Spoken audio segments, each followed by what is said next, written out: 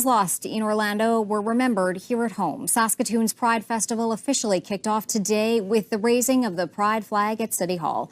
The flag was raised and then lowered to half-mast in memory of those killed in Orlando. Caitlin Taylor joins us live from Civic Square in downtown Saskatoon tonight. Caitlin, what was the atmosphere like in Saskatoon today? Well, Chantel, it was a day of celebration, but also a time to remember.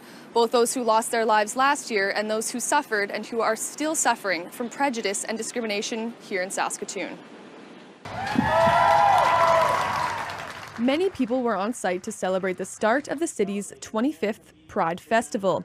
But there was a time when Pride wasn't celebrated in such a public way. In the early days, we would build floats where people could hide their faces because there were people who wanted to march, but they didn't want to be outed by media. We had folks who would put their jacket up because they didn't want their face to be broadcast to their mom or dad. And that's changed a lot. People are coming out to their families earlier and earlier, and there's so much more acceptance that we're seeing across the board. Another thing that makes a difference, the mayor is the grand marshal for the parade this year, for the first time ever. Well, we're still living in a time and an era where LGBTQ2S rights are not fully embraced around the world, and even in our community. We know we still have cases of bullying. We know we still have people who are discriminated against based on their gender identity, sexual orientation, all of those aspects, and that affects their ability to fully participate in our community. The co-chair of the festival says he is so thankful that the city has come such a long way since he was young, and especially in the last few years. You know, Saskatoon has come a very, very long way.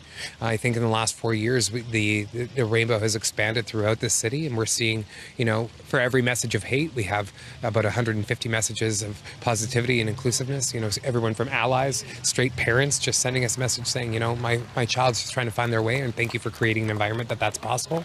We're seeing it grow, and that's the city I'm proud to live in. And it really is growing. There are more than 40 events taking place across the city. There's karaoke, a fashion show, bingo, a community dance, and youth prom. There's also a number of healthy Pride events taking place at yoga and cycling studios across the city. And of course, the Pride Parade on June 24th here in downtown Saskatoon. Chantel? All right, thanks, Caitlin. CTV's Caitlin Taylor live.